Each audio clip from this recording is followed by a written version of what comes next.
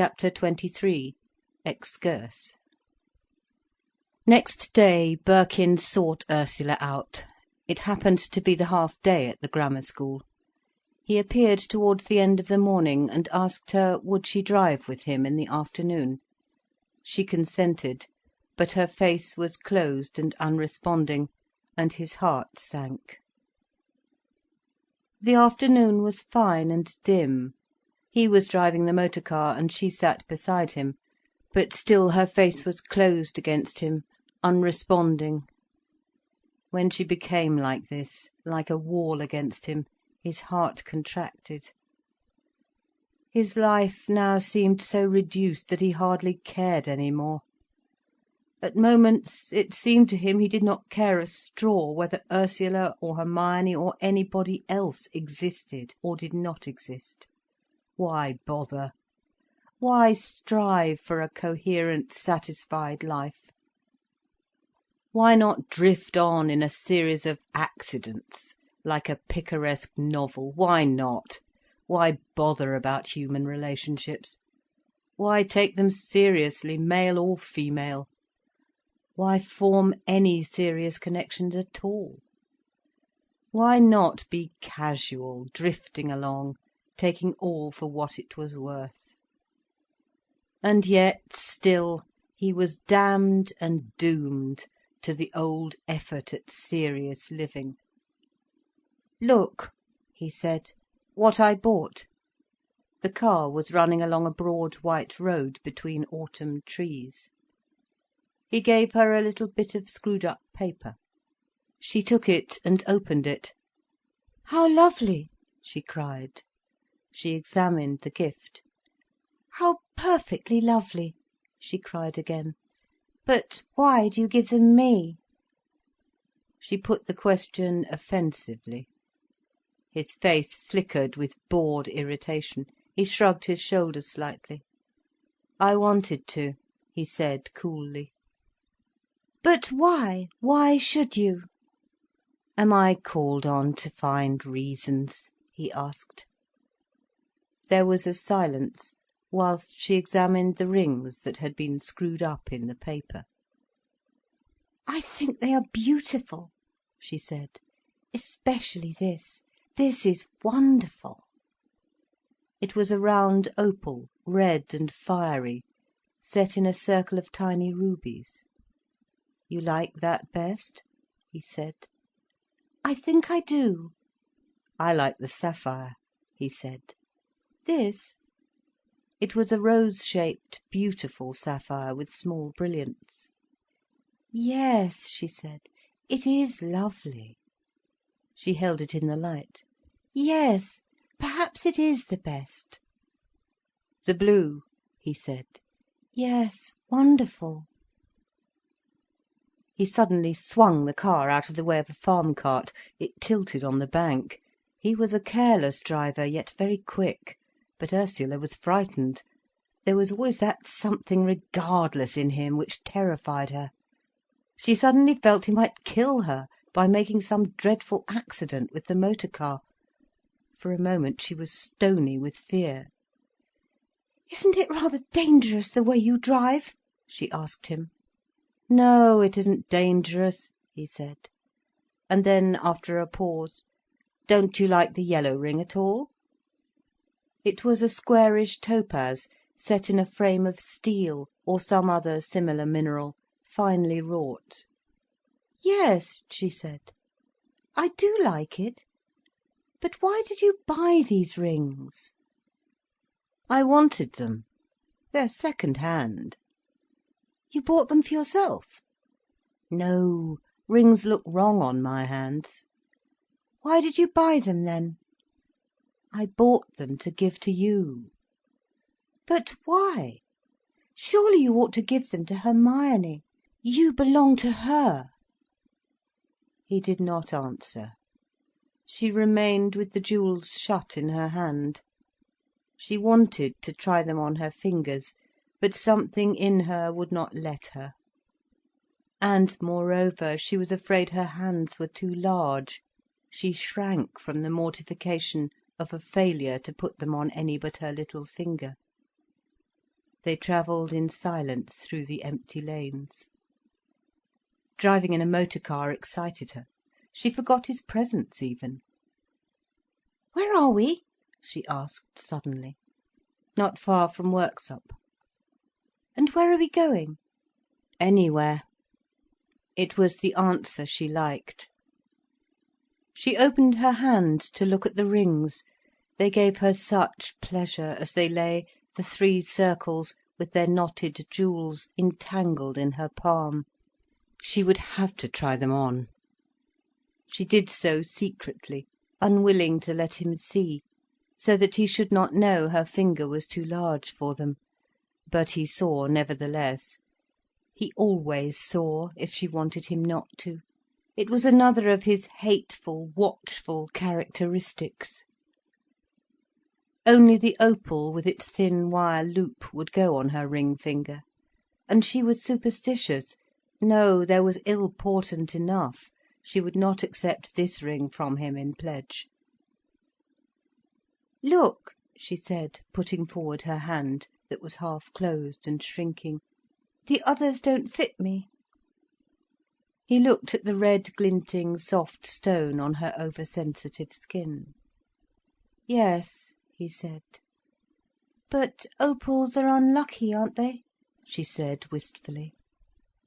"No, I prefer unlucky things. Luck is vulgar. Who wants what luck would bring? I don't." "But why?" she laughed. And consumed with a desire to see how the other rings would look on her hand, she put them on her little finger. "They can be made a little bigger," he said. "Yes," she replied doubtfully. And she sighed. She knew that in accepting the rings, she was accepting a pledge. Yet fate seemed more than herself. She looked again at the jewels. They were very beautiful to her eyes, not as ornament or wealth, but as tiny fragments of loveliness. "I'm glad you bought them," she said, putting her hand half unwillingly, gently on his arm. He smiled slightly. He wanted her to come to him, but he was angry at the bottom of his soul, and indifferent. He knew she had a passion for him really, but it was not finally interesting. There were depths of passion when one became impersonal and indifferent, unemotional.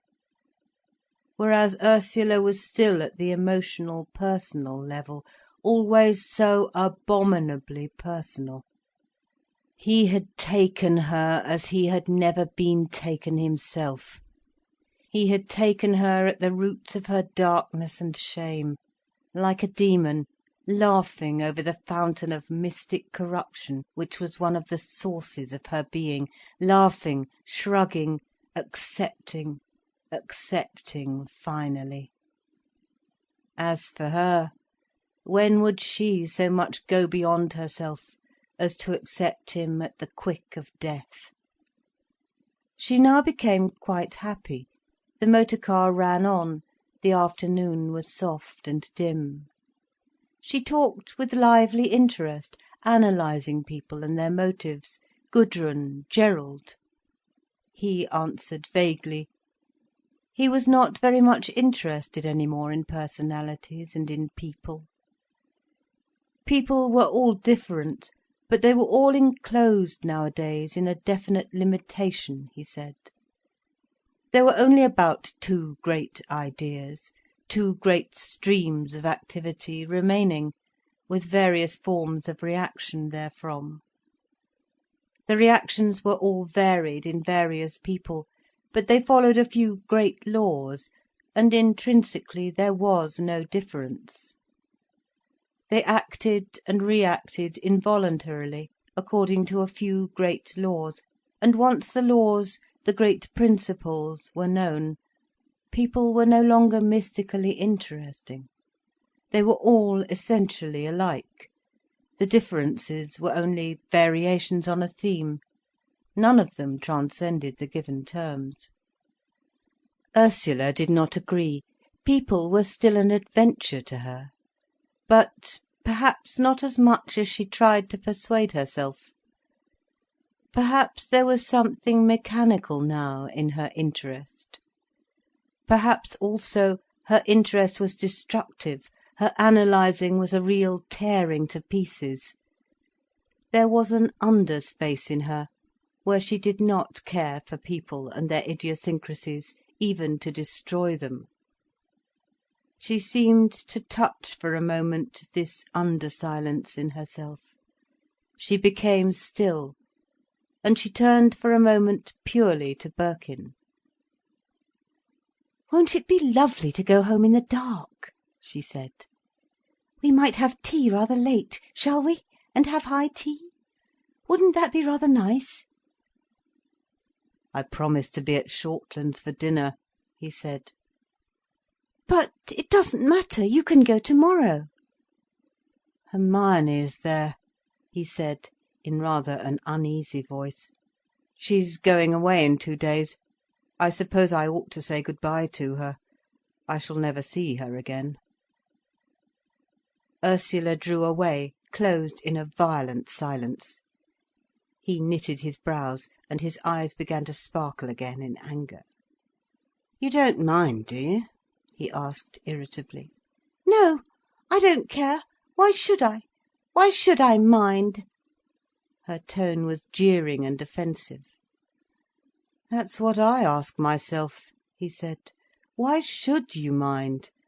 But you seem to." His brows were tense with violent irritation. "I assure you I don't. I don't mind in the least. Go where you belong. It's what I want you to do." "Oh, you fool," he cried, "with your go where you belong. It's finished between Hermione and me. She means much more to you, if it comes to that, than she does to me. For you can only revolt in pure reaction from her, and to be her opposite is to be her counterpart." "Ah, opposite!" cried Ursula. "I know your dodges.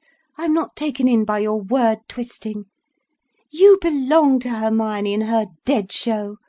Well, if you do, you do. I don't blame you. But then you've nothing to do with me." In his inflamed, overwrought exasperation he stopped the car, and they sat there in the middle of the country lane to have it out. It was a crisis of war between them, so they did not see the ridiculousness of their situation.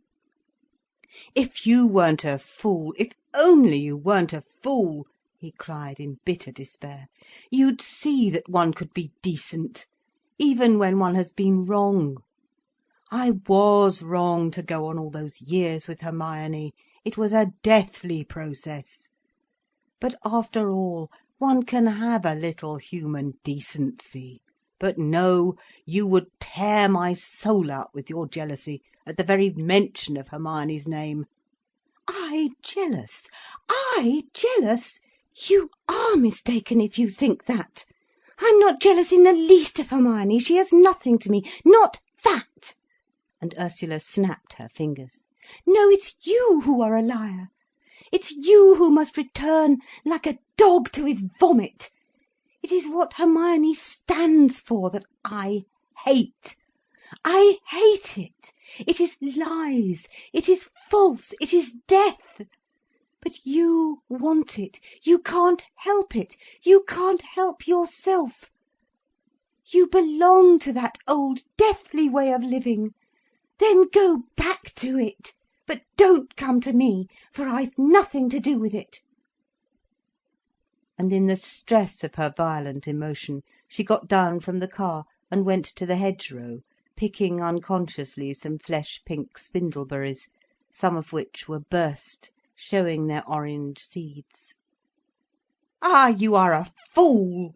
he cried bitterly, with some contempt. "Yes, I am. I am a fool, and thank God for it. I'm too big a fool to swallow your cleverness, God be praised. You go to your women. Go to them, they're your sort. You've always had a string of them trailing after you, and you always will.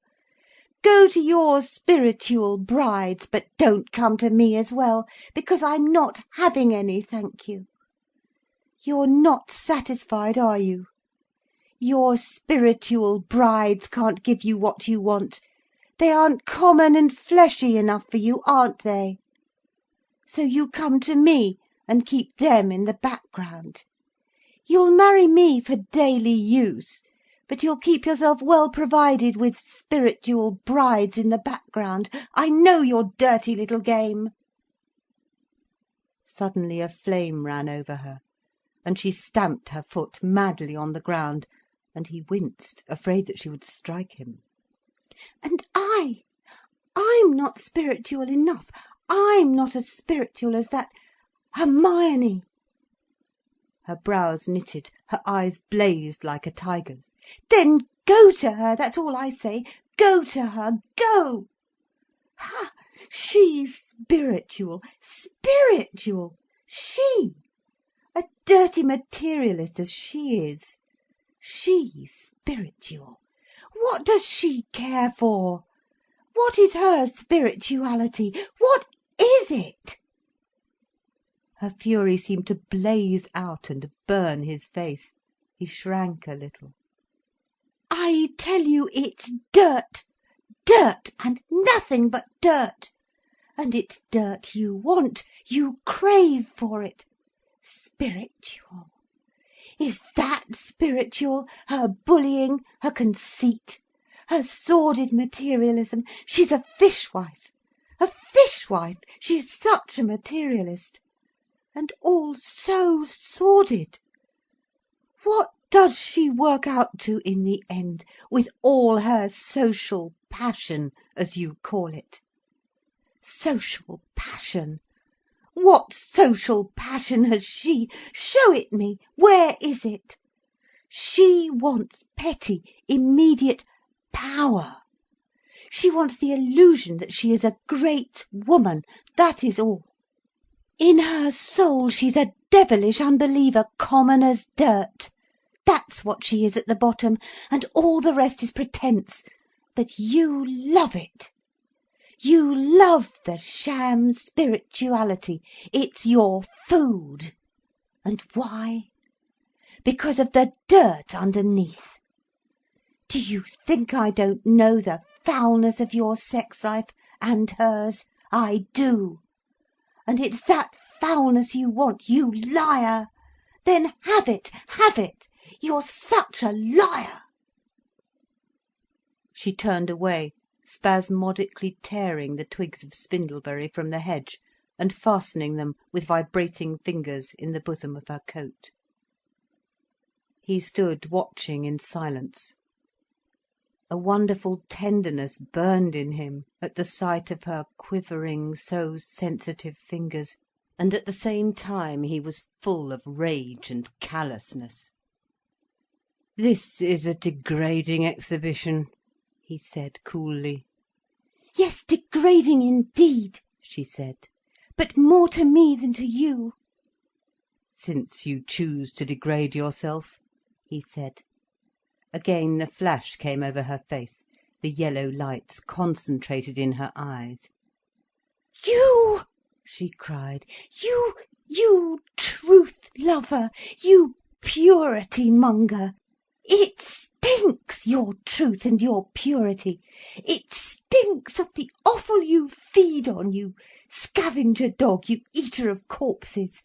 You are foul, foul, and you must know it.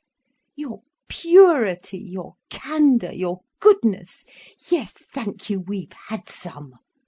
What you are is a foul, deathly thing, obscene. That's what you are, obscene and perverse. You and love. You may well say you don't want love. No, you want yourself, and dirt and death. That's what you want. You are so perverse, so death-eating, and then—" "There's a bicycle coming," he said, writhing under her loud denunciation. She glanced down the road. "I don't care!" she cried. Nevertheless she was silent. The cyclist, having heard the voices raised in altercation, glanced curiously at the man and the woman, and at the standing motor car, as he passed. "Afternoon," he said cheerfully. "Good afternoon," replied Birkin coldly. They were silent as the man passed into the distance. A clearer look had come over Birkin's face. He knew she was in the main right. He knew he was perverse, so spiritual on the one hand and in some strange way degraded on the other.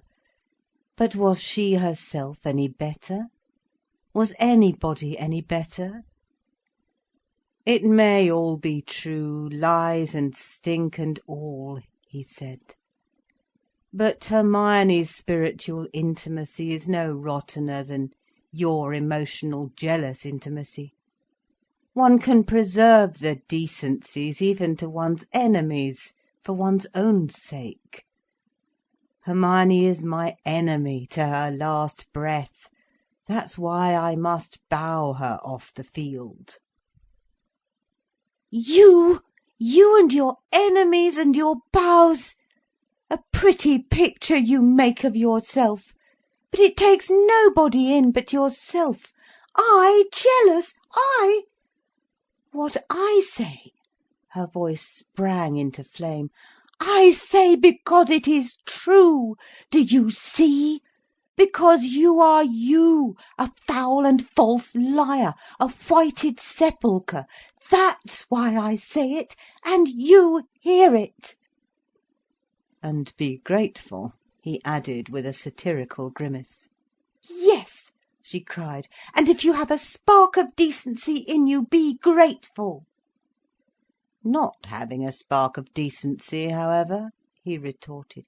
"No," she cried, "you haven't a spark. And so you can go your way and I'll go mine. It's no good, not the slightest. So you can leave me now. I don't want to go any further with you. Leave me." "You don't even know where you are," he said. "Oh, don't bother, I assure you I shall be all right. I've got 10 shillings in my purse, and that will take me back from anywhere you have brought me to." She hesitated. The rings were still on her fingers, 2 on her little finger, 1 on her ring finger. Still she hesitated. "Very good," he said. "The only hopeless thing is a fool." "You are quite right," she said. Still she hesitated. Then an ugly, malevolent look came over her face. She pulled the rings from her fingers and tossed them at him. One touched his face, the others hit his coat, and they scattered into the mud. "And take your rings," she said, "and go and buy yourself a female elsewhere. There are plenty to be had who'll be quite glad to share your spiritual mess, or to have your physical mess and leave your spiritual mess to Hermione." With which she walked away, desultorily, up the road. He stood motionless, watching her sullen, rather ugly walk. She was sullenly picking and pulling at the twigs of the hedge as she passed. She grew smaller, she seemed to pass out of his sight. A darkness came over his mind.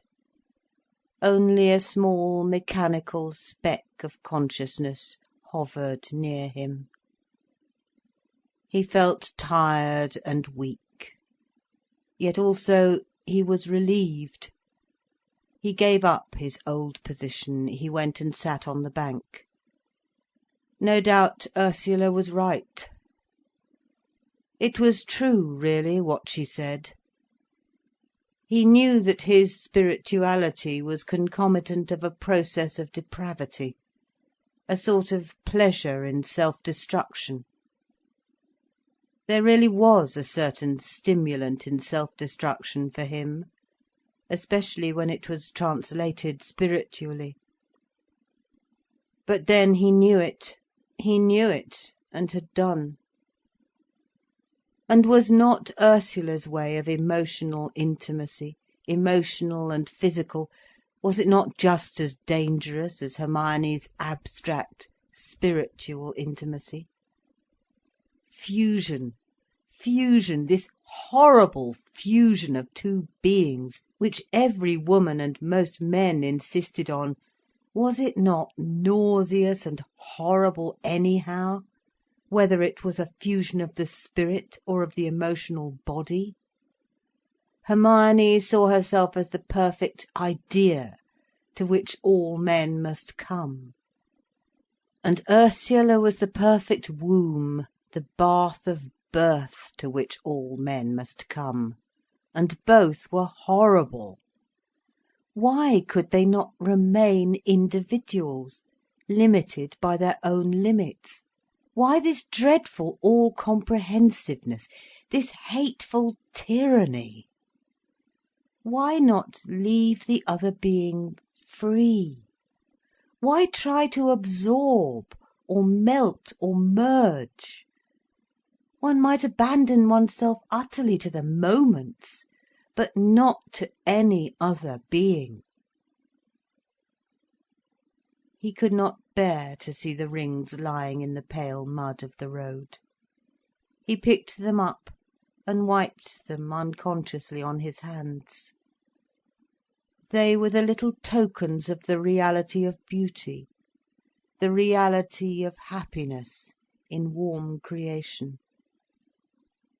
But he had made his hands all dirty and gritty. There was a darkness over his mind. The terrible knot of consciousness that had persisted there like an obsession was broken, gone. His life was dissolved in darkness over his limbs and his body. But there was a point of anxiety in his heart now. He wanted her to come back. He breathed lightly and regularly, like an infant that breathes innocently, beyond the touch of responsibility. She was coming back. He saw her drifting desultorily under the high hedge, advancing towards him slowly. He did not move, he did not look again. He was as if asleep, at peace, slumbering and utterly relaxed. She came up and stood before him, hanging her head. "See what a flower I found you," she said, wistfully holding a piece of purple-red bell-heather under his face. He saw the clump of coloured bells, and the tree-like tiny branch, also her hands with their over-fine, over-sensitive skin. "Pretty," he said, looking up at her with a smile, taking the flower. Everything had become simple again, quite simple, the complexity gone into nowhere. But he badly wanted to cry, except that he was weary and bored by emotion. Then a hot passion of tenderness for her filled his heart. He stood up and looked into her face. It was new and oh, so delicate in its luminous wonder and fear. He put his arms round her, and she hid her face on his shoulder. It was peace, just simple peace, as he stood folding her quietly there on the open lane. It was peace at last. The old detestable world of tension had passed away at last. His soul was strong and at ease. She looked up at him. The wonderful yellow light in her eyes now was soft and yielded. They were at peace with each other. He kissed her softly, many, many times. A laugh came into her eyes. "Did I abuse you?" she asked. He smiled too, and took her hand, that was so soft and given. "Never mind," she said. "It is all for the good." He kissed her again, softly. many times.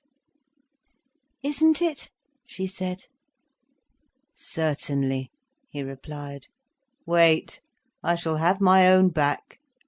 She laughed suddenly, with a wild catch in her voice, and flung her arms around him. "You're mine, my love, aren't you?" she cried, straining him close. "Yes," he said softly. His voice was so soft and final, she went very still, as if under a fate which had taken her. Yes, she acquiesced, but it was accomplished without her acquiescence. He was kissing her quietly, repeatedly, with a soft, still happiness that almost made her heart stop beating. "My love!" she cried, lifting her face and looking with frightened, gentle wonder of bliss. Was it all real? But his eyes were beautiful and soft and immune from stress or excitement, beautiful and smiling lightly to her, smiling with her. She hid her face on his shoulder, hiding before him, because he could see her so completely. She knew he loved her. And she was afraid, she was in a strange element, a new heaven round about her. She wished he were passionate, because in passion she was at home. But this was so still and frail, as space is more frightening than force. Again, quickly, she lifted her head. "Do you love me?" she said, quickly, impulsively. "Yes," he replied, not heeding her motion, only her stillness. She knew it was true. She broke away. "So you ought," she said, turning round to look at the road. "Did you find the rings?" "Yes." "Where are they?" "In my pocket." She put her hand into his pocket and took them out. She was restless. "Shall we go?" she said.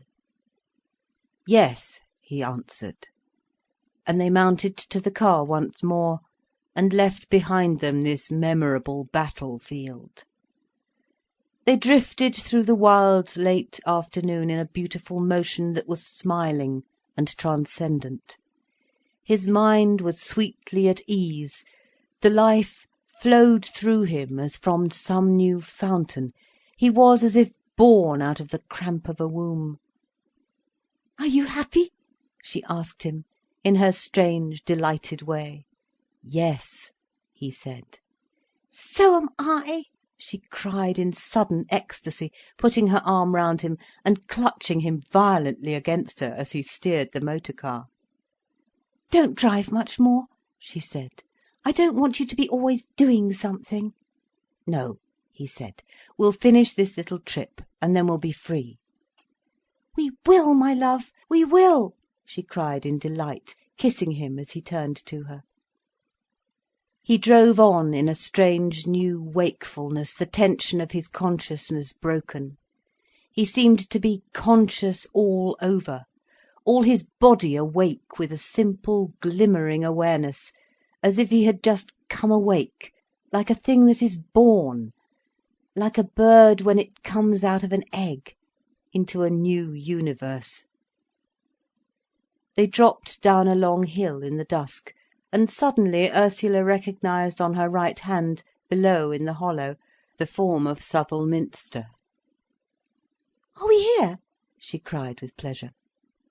The rigid, sombre, ugly cathedral was settling under the gloom of the coming night, as they entered the narrow town. The golden lights showed like slabs of revelation in the shop windows.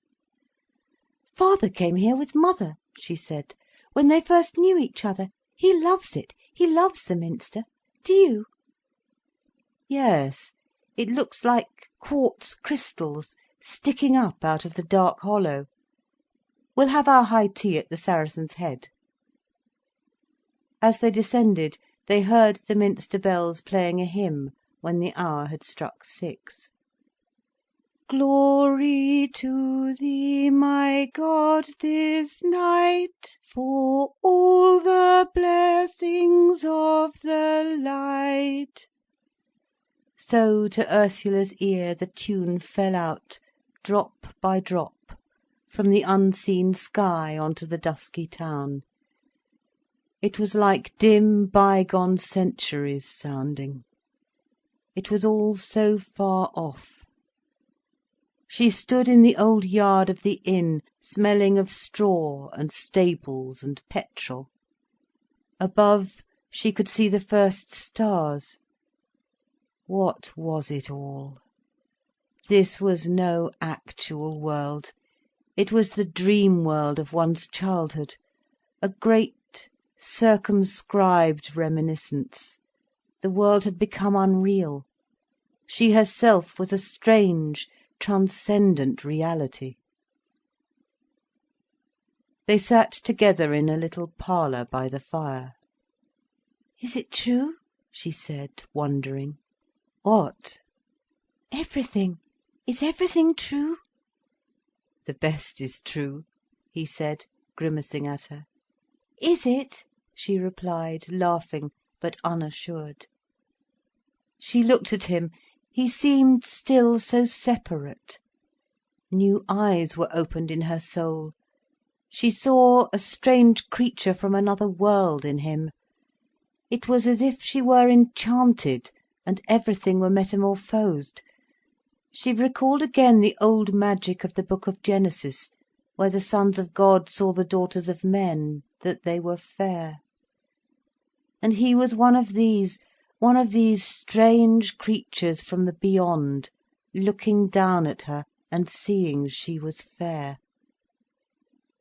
He stood on the hearthrug looking at her face that was upturned exactly like a flower, a fresh, luminous flower, glinting, faintly golden with the dew of the first light. And he was smiling faintly, as if there were no speech in the world, save the silent delight of flowers in each other. Smilingly they delighted in each other's presence, pure presence, not to be thought of, even known. But his eyes had a faintly ironical contraction. And she was drawn to him strangely, as in a spell. Kneeling on the hearthrug before him, she put her arms round his loins, and put her face against his thigh. Riches, riches. She was overwhelmed with a sense of a heavenful of riches. "We love each other," she said in delight. "More than that," he answered, looking down at her with his glimmering, easy face. Unconsciously, with her sensitive finger-tips, she was tracing the back of his thighs, following some mysterious life-flow there. She had discovered something more than wonderful, more wonderful than life itself. It was the strange mystery of his life motion, there, at the back of the thighs, down the flanks. It was a strange reality of his being, the very stuff of being, there in the straight downflow of the thighs. It was here she discovered him one of the sons of God, such as were in the beginning of the world, not a man, something other, something more. This was release at last. She had had lovers, she had known passion, but this was neither love nor passion. It was the daughters of men coming back to the sons of God, the strange, inhuman sons of God, who are in the beginning.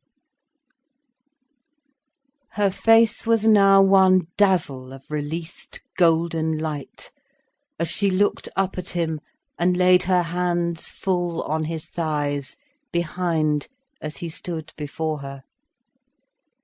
He looked down at her with a rich, bright brow, like a diadem above his eyes.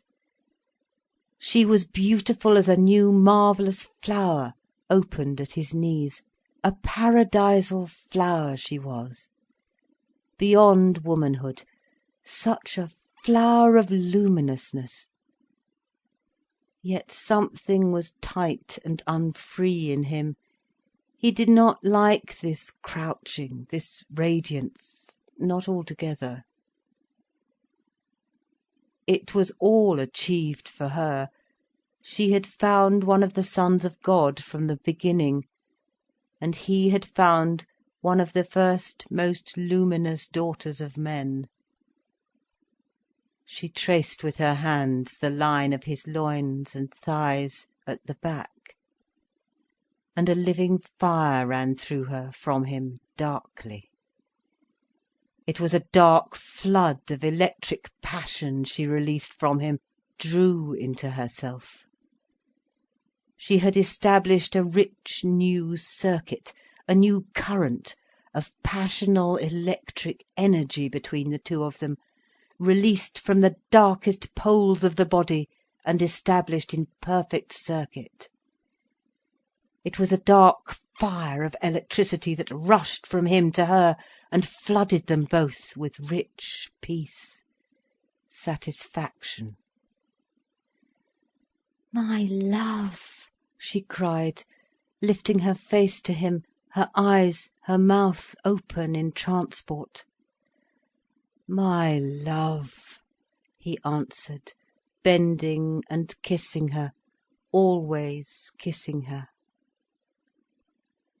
She closed her hands over the full rounded body of his loins as he stooped over her. She seemed to touch the quick of the mystery of darkness that was bodily him. She seemed to faint beneath, and he seemed to faint stooping over her.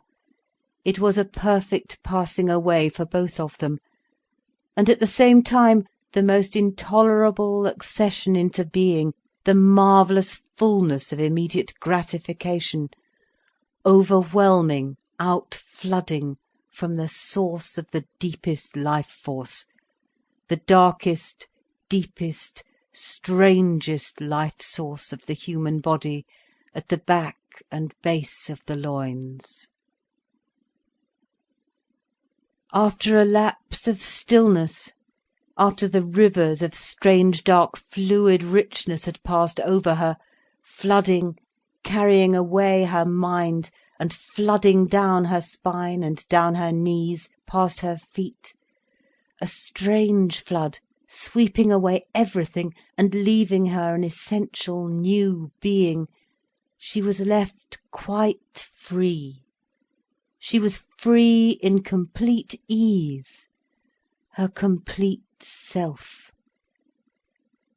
So she rose, stilly and blithe, smiling at him. He stood before her glimmering, so awfully real that her heart almost stopped beating. He stood there in his strange whole body, that had its marvellous fountains, like the bodies of the sons of God who were in the beginning. There were strange fountains of his body, more mysterious and potent than any she had imagined or known, more satisfying, finally, mystically, physically satisfying. She had thought there was no source deeper than the phallic source.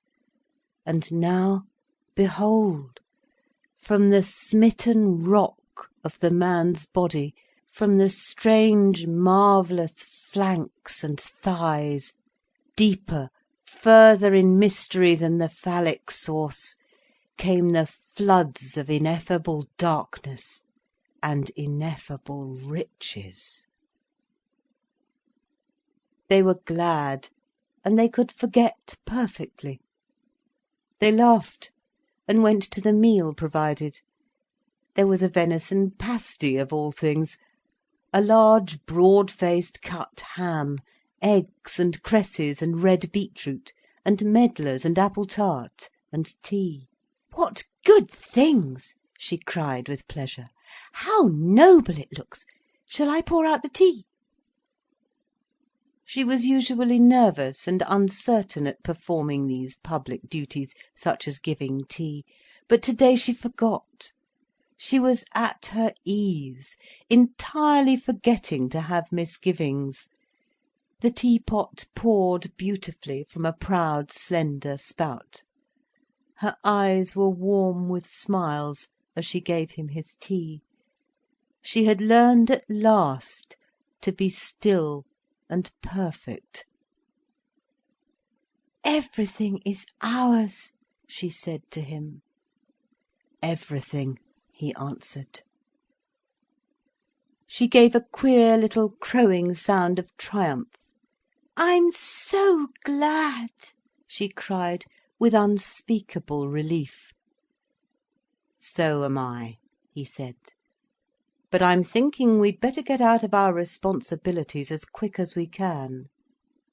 "What responsibilities?" she asked, wondering.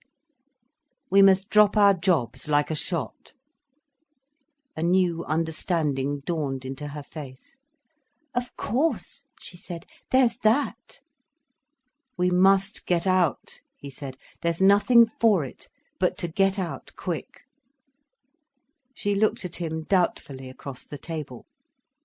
"But where?" she said. "I don't know," he said.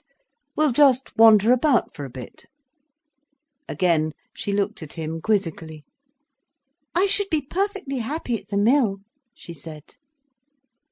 "It's very near the old thing," he said. "Let us wander a bit." His voice could be so soft and happy-go-lucky, it went through her veins like an exhilaration. Nevertheless she dreamed of a valley, and wild gardens, and peace. She had a desire too for splendour, an aristocratic, extravagant splendour.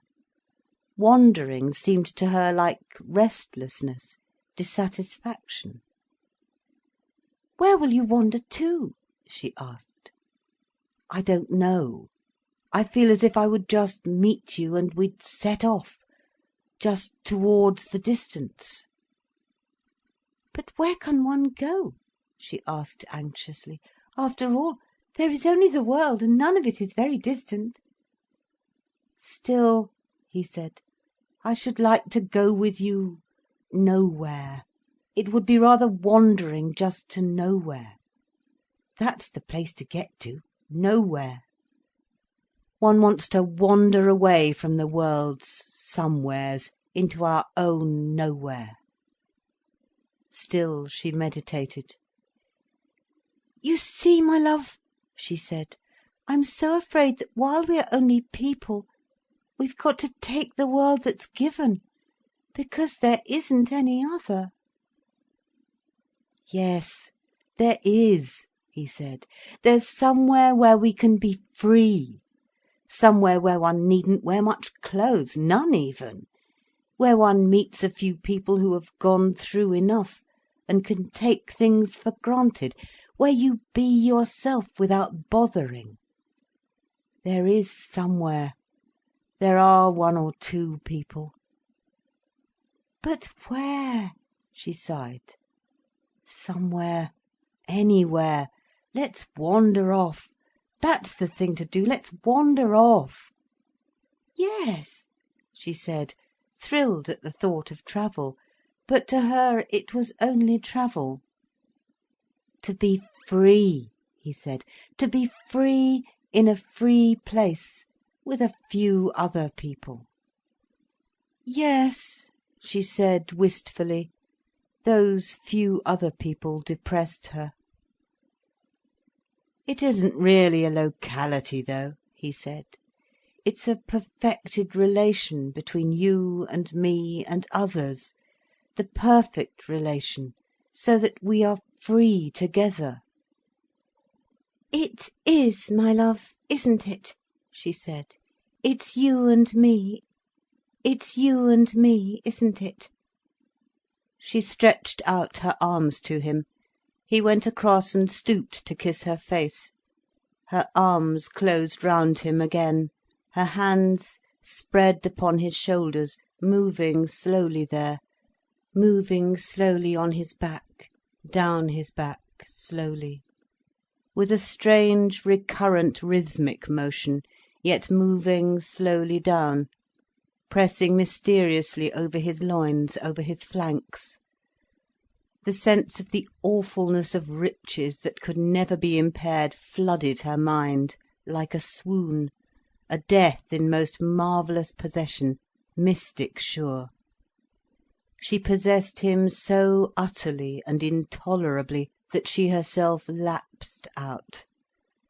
And yet she was only sitting still in the chair, with her hands pressed upon him, and lost. Again he softly kissed her. "We shall never go apart again," he murmured quietly.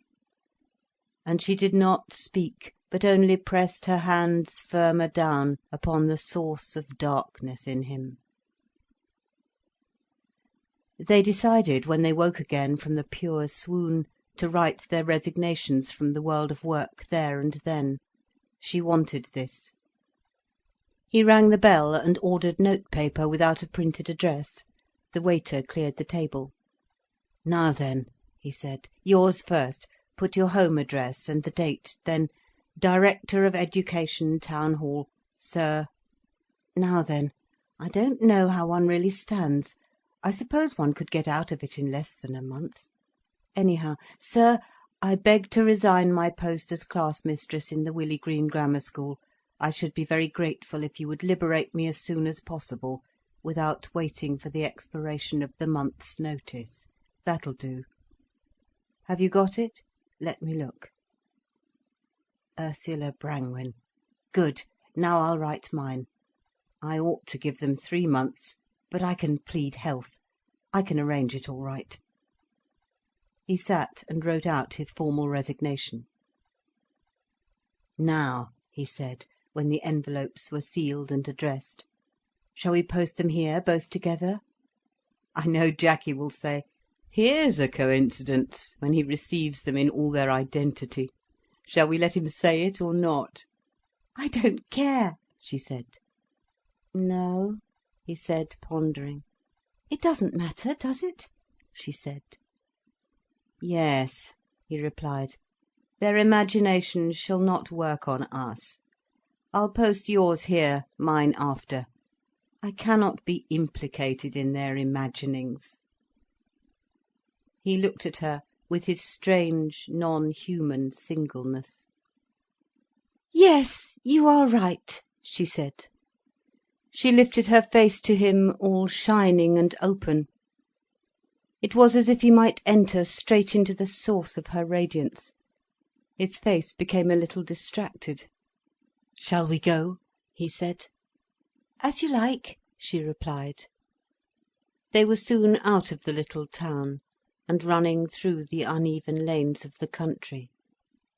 Ursula nestled near him, into his constant warmth, and watched the pale lit revelation racing ahead, the visible night. Sometimes it was a wide old road, with grass spaces on either side, flying magic and elfin in the greenish illumination. Sometimes it was trees looming overhead. Sometimes it was bramble bushes, sometimes the walls of a crew yard and the butt of a barn. "Are you going to Shortlands to dinner?" Ursula asked him suddenly. He started. "Good God," he said, "Shortlands, never again. Not that. Besides, we should be too late." "Where are we going then? To the mill?" "If you like. Pity to go anywhere on this good dark night. Pity to come out of it, really. Pity we can't stop in this good darkness. It is better than anything ever would be, this good, immediate darkness." She sat wondering. The car lurched and swayed. She knew there was no leaving him. The darkness held them both, and contained them. It was not to be surpassed. Besides, she had a full, mystic knowledge of his suave loins of darkness, dark-clad and suave. And in this knowledge there was some of the inevitability and the beauty of fate. Fate which one asks for, which one accepts in full. He sat still, like an Egyptian pharaoh, driving the car. He felt as if he were seated in immemorial potency, like the great carven statues of real Egypt, as real and as fulfilled with subtle strength as these are, with a vague, inscrutable smile on the lips. He knew what it was to have the strange and magical current of force in his back and loins, and down his legs. Force so perfect that it stayed him immobile, and left his face subtly, mindlessly smiling. He knew what it was to be awake and potent in that other basic mind, the deepest physical mind. And from this source he had a pure and magic control, magical, mystical, a force in darkness like electricity. It was very difficult to speak. It was so perfect to sit in this pure living silence, subtle, full of unthinkable knowledge and unthinkable force, upheld immemorially in timeless force, like the immobile, supremely potent Egyptians, seated for ever in their living, subtle silence. "We need not go home," he said. "This car has seats that let down and make a bed, and we can lift the hood." She was glad and frightened. She cowered near to him. "But what about them at home?" she said. "Send a telegram." Nothing more was said. They ran on in silence. But with a sort of second consciousness, he steered the car towards a destination. For he had the free intelligence to direct his own ends. His arms and his breast and his head were rounded and living like those of the Greek.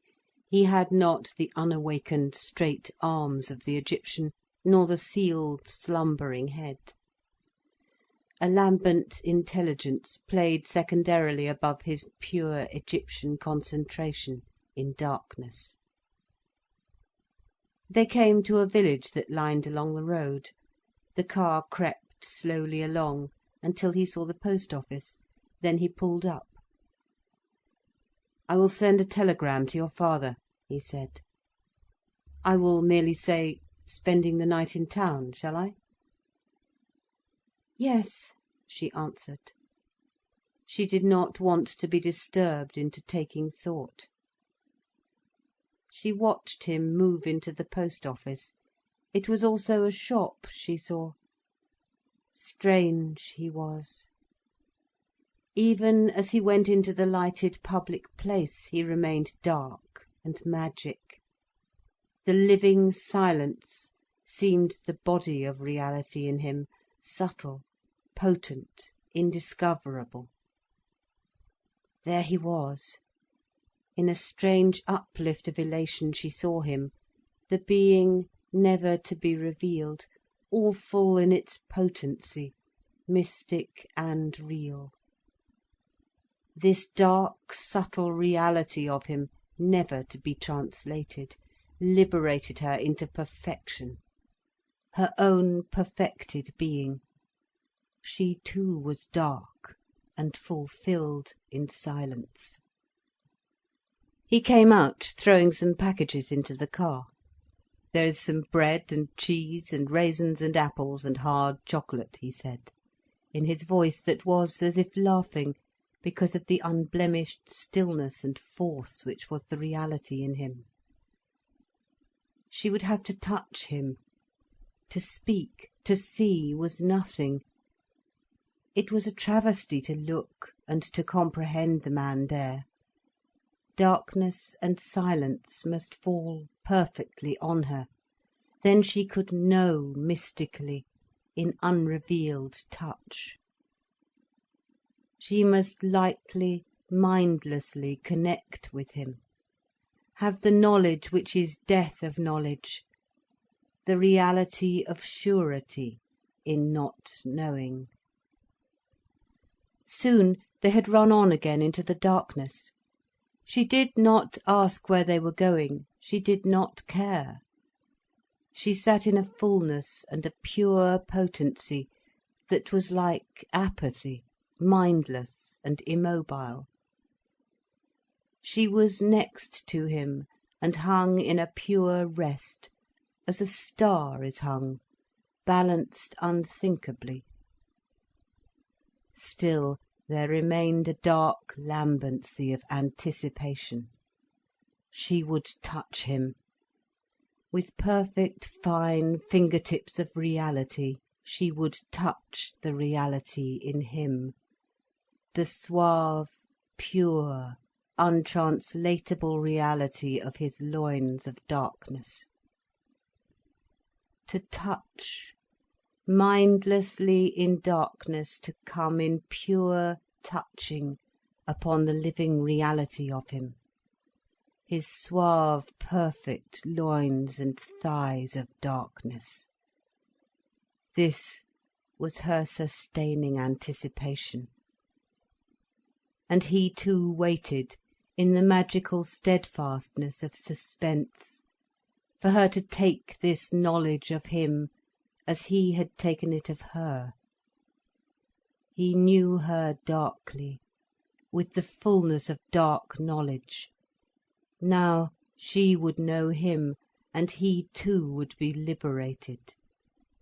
He would be night free, like an Egyptian, steadfast in perfectly suspended equilibrium, pure mystic nodality of physical being. They would give each other this star equilibrium which alone is freedom. She saw that they were running among trees, great old trees with dying bracken undergrowth. The palish gnarled trunks showed ghostly, and like old priests in the hovering distance, the fern rose magical and mysterious. It was a night all darkness, with low cloud. The motor car advanced slowly. "Where are we?" she whispered. In Sherwood Forest. It was evident he knew the place. He drove softly, watching. Then they came to a green road between the trees. They turned cautiously round, and were advancing between the oaks of the forest, down a green lane. The green lane widened into a little circle of grass, where there was a small trickle of water at the bottom of a sloping bank. The car stopped. "We will stay here," he said, and put out the lights. He extinguished the lamps at once, and it was pure night, with shadows of trees like realities of other, nightly beings. He threw a rug onto the bracken, and they sat in stillness and mindless silence. There were faint sounds from the wood, but no disturbance, no possible disturbance. The world was under a strange ban, a new mystery had supervened. They threw off their clothes, and he gathered her to him, and found her, found the pure, lambent reality of her forever invisible flesh. Quenched, inhuman, his fingers upon her unrevealed nudity were the fingers of silence upon silence.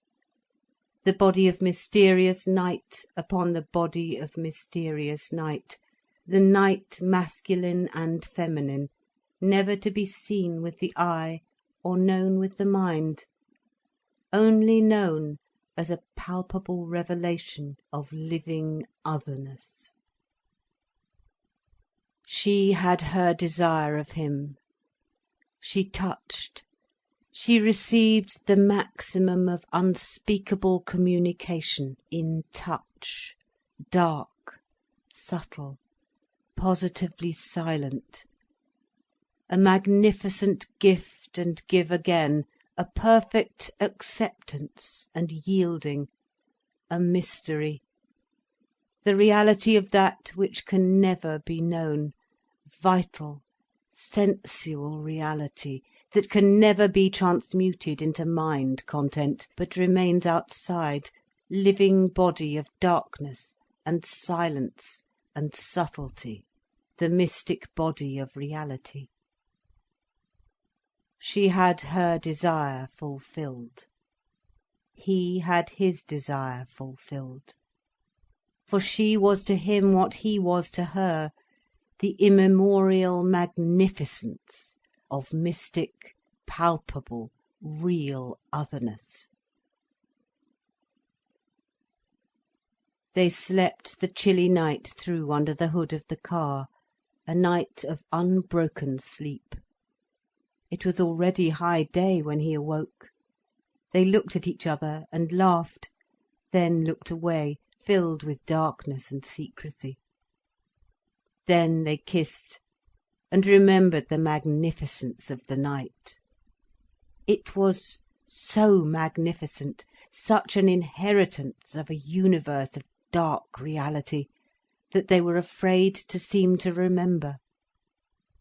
They hid away the remembrance.